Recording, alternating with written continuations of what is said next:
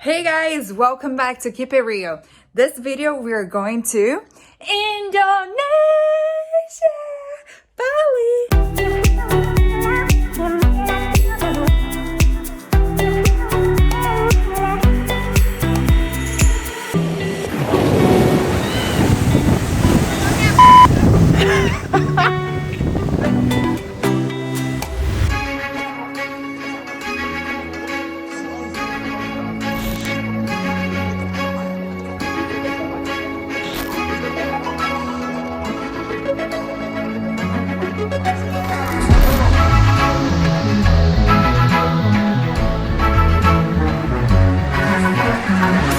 Okay, for real, I'm exactly 8 days away from my big trip, and my trip starts actually tomorrow, but kind of today. I usually, in the end of the year, I go on a big trip, always back to Brazil or somewhere else. As a server here in America, during this time is not the time that I make money, so it's the perfect time to travel. Usually when I do these big trips, I rent out my room because I'm gonna stay 3.5 weeks gone. So that's a month of rent, and that's a month of rent that I'm not gonna be making. So for that, I found a Brazilian couple that's gonna stay in my room. So I have to take everything out so they can put their stuff. I have to pack for the clothes I'm gonna wear here for a week because it's gonna be cold, and I gotta pack for my trip for a month. And they move in tomorrow, and it's 10 p.m. because I just got home from work.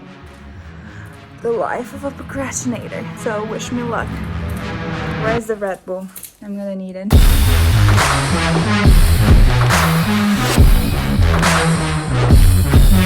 cannot believe that you have gone.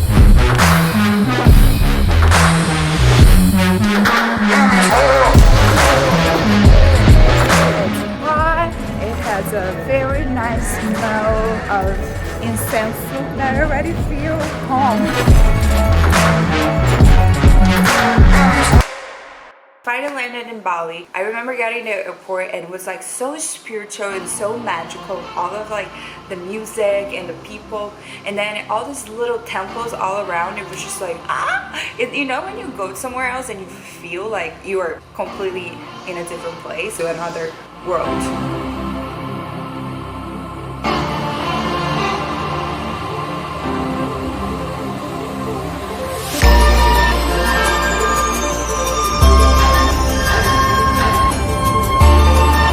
Something I learned from my past time here is you gotta negotiate everything. Food, shopping, taxi. You can't just like, yeah, let's get it. That's your price, because they're gonna put it out there. And then my friend recommended me download the app GoJack or Graab. It's the two apps that it's kind of like an Uber that you can get taxi or you can get food delivery, so it's like perfect. I didn't download it because I'm a stupid ass, because I forgot. So I recommend before you go to Bali, download the app. I got a taxi, right? So it took me, with so much traffic, to get from Passar to Canggu 2.5 hours. So I landed at 3 p.m. I didn't get to the house until 8 p.m. So Miles was the first one to get, I was the second one. We had other people coming in later. We're starving, so I took a shower finally, and then we went to explore and have some dinner. So we had dinner at this place called Moena. I finally had like a really good grilled fish, because after almost 24 hours traveling and eating airport food, you're kind of like tired of it. But after that, they have this pizza place called Luigi's, and they have really good pizza. But on Monday night specifically, they actually, after an hour, end up being from a pizza place to a completely party. And I was just like, everybody was just drunk, dancing on the table, was just like having a great time, and everybody was happy. We decided to leave early because especially the big day was the next day, which was New Year's Eve. So we went back to the house. When we got back to the house, everybody started arriving, the beers started getting, and we don't go to bed, and we kept partying and drinking until 5:35 in the morning. Good morning, Bali. Jet lag hitting me hard.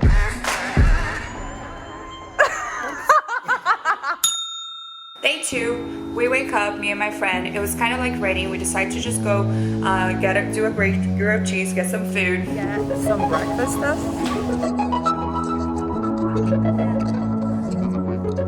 So It's my first time in an Indonesian supermarket. No, that's it. And then we went to the beach. We wanted to see the beach because we were close to the beach and we haven't seen any beach. And we needed to exchange money. So how do I take my money to Bali? I took $500 in cash and then I exchanged $50 in the airport. But I don't recommend exchange all your money at the airport because the exchange rate in the airport, we all know, is very, very high compared to in the city. Pretty much everything in Asia, it's with cash. Of course, nowadays the restaurants do have credit card machines and all of that, but you have to have cash or you're not gonna go around easily in Bali. Quase foi roubada, né? Começando por aí, troquei dinheiro, o cara já tentou desenrolar uns 200 aí pra ele, mas nós somos inteligentes, tá chovendo pra caralho lá fora. E tem gente como a Laura que se protege de uma forma bem inteligente, né, amiga? Tá de porra! Eu não trouxe meu capacete. Tudo bom, amiga? Tudo bem, linda? Tá chovendo pra porra! Please, please, please be careful when you exchange money. My friend told me about his stories of like trying to exchange money and then always like kind of like counting here on the counter and then dropping money. They tried it with me the first time I changed. I'll just pay attention. Change the money, rain, got in the taxi, went back to the house, and then we ordered Mexican food. I live in California, so Mexican food is pretty much the American food here. Honestly, when I went to Thailand, they did not have cheese, they did not have any good Mexican food, but in Bali, they had cheese. They had sour cream and they had quesadillas, so I was good. Me, Tiago, and Laura, we went to a different party than the people at the house. They were going to a way much more expensive party, which was $100, and we were like, nope. So we paid $20 for a party in this place called La Brisa. And I think it was really fun because it wasn't as packed because we were late. Brazilians, we are always late. We got there at 11:40 probably, 20 minutes before midnight. They were getting drinks. As soon as they finally got drinks, it was midnight, fireworks. We just start pounding drinks, having fun, going to the beach, going to the pool. And I wish I had much memories. This is all the videos that it calls. It wasn't me, it was the alcohol. No judgments, okay? It's New Year's Eve. I was just having a great time. Sem me dela, Coca-Cola! Ao invés de arranjar cerveja, me arranja Coca-Cola.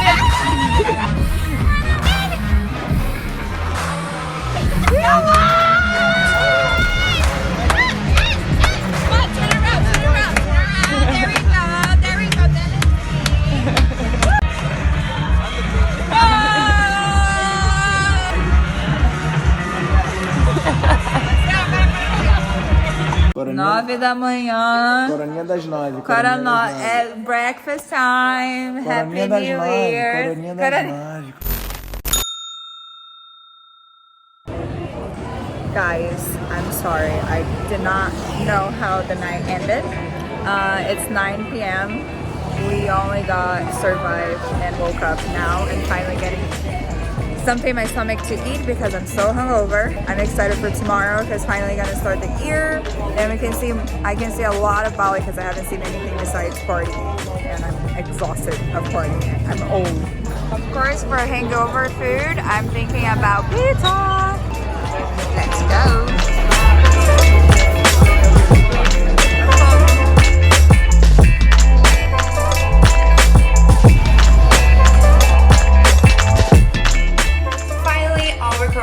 Sunny day. That's probably one of my favorite dates in Canggu. We finally woke up, got some surfboards to rent, and we were gonna go surfing. But I did used to surf a lot when I was a kid back in Brazil, but I got scared of the ocean. But I'm still trying to get back into a little bit each by summer. And I have a friend that is a very surfer guide, and of course he took us to go surfing.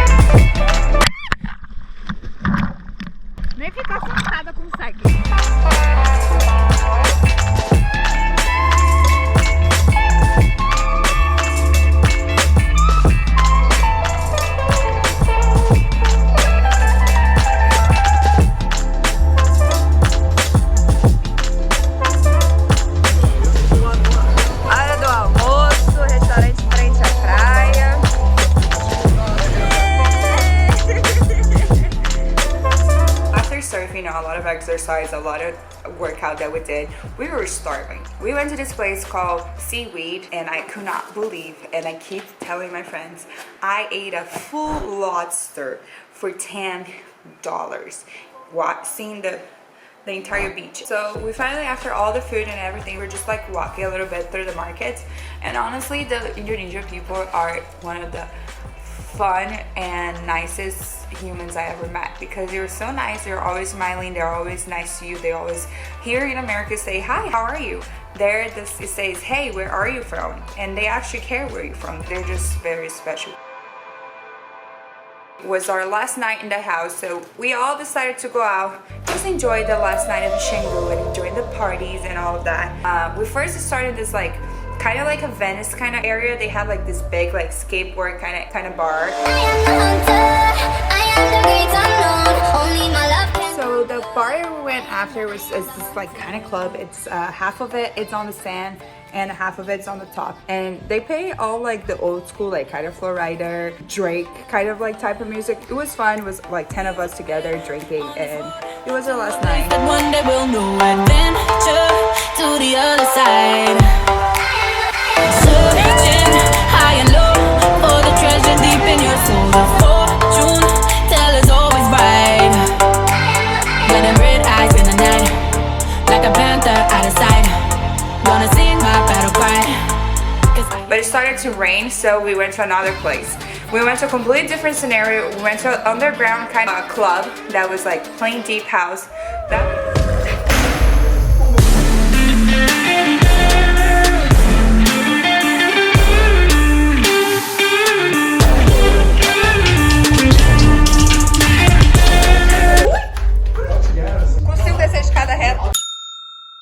The next day, everybody was so hungover, but we made our mission to a bud just to spend a day. We wanted to see one of the waterfalls. I mean, we went on the like kind of like tourist waterfall, so it was very full, but it was pretty. It was very pretty. It would be way prettier if the human didn't destroy it, but at the same time, it's a waterfall. It's supposed to be like peaceful and all that, and it's natural water to clear all the alcohol from the night before.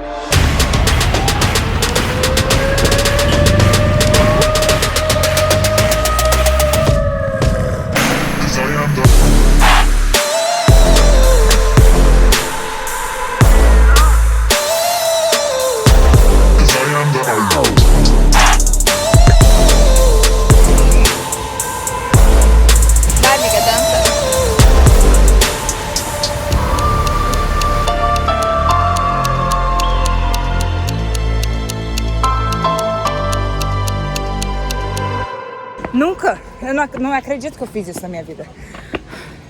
Sobe. Essa escadaria. The next day we woke up. That's when we had to move on from Canggu and go to our next destination. But before, we had the last person of the group finally arrive. So we went through some markets. It was a little bit rainy. Got some like shopping. Tem todos os tamanhos, todas as cores. Abre, ó. Tá aqui, Titi.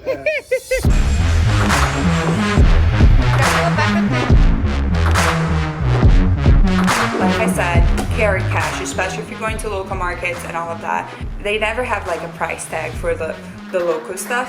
They always put something very higher because some people will pay, but the worth of it is not that price. We know like a drink or anything at the beach during summer hours, it's way much more expensive for a gringo than it is for a local.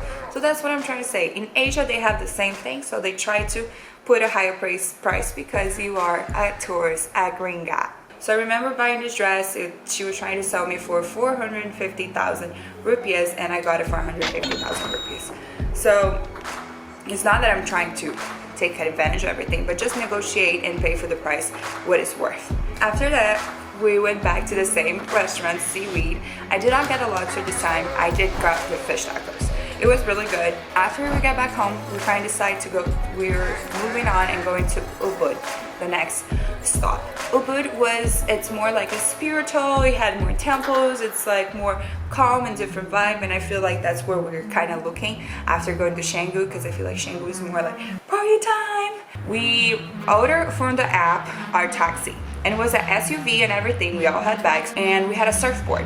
So the SUV did not want to take us, and this other guy in the middle of the street, he had a really small car, but he was going to take us, and the surfboard was not going to fit inside of the car. So out of nowhere, he just take these ropes out of the car, and we just started to putting around the surfboard in the ceiling and becoming like a surf rack.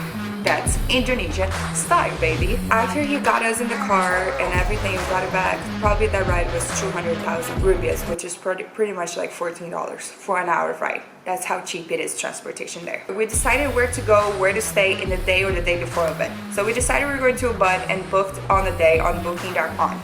We probably paid $13 a night for a really nice hotel. We finally got to Ubud, got in a hotel, finally relaxed, and decided to get some sushi. A gente veio nesse restaurante japonês, do lado do nosso hotel, tem meio que tipo um jardinzinho, uma graça.